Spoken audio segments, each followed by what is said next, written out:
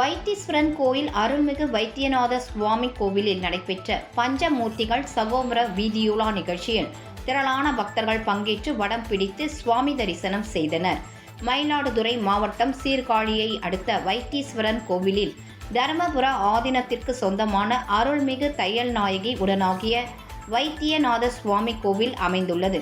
நவகிரகங்களில் முதன்மை பெற்ற செவ்வாய் தலமாக விளங்கும் இந்த திருத்தலத்தில் முருகப்பெருமான் செல்வமுத்துக்குமார சுவாமி தனி சந்நிதி கொண்டு அருள் பாலித்து வருகிறார்.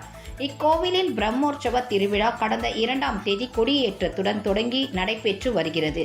இவ்விழாவின் 5ஆம் நாளான இன்று பஞ்சமூர்த்திகள் தெருவடைத்தான் என்கின்ற சகோபர வீதி உலா நடைபெற்றது. அப்போது பஞ்சமூர்த்திகள் சகோபரத்தில் எழுந்தருள மகா தீபாராதனையுடன் வீதியுலா தொடங்கியது. இதில் உள்ளூர் வெளியூர் பக்தர்கள் மற்றும் குலதெய்வ வழிபாட்டினர் உட்பட ஆயிரக்கணக்கான பக்தர்கள் கலந்து கொண்டு சகோபுரத்தை வடம் பிடித்து இழுத்து சாமி தரிசனம் செய்தனர்.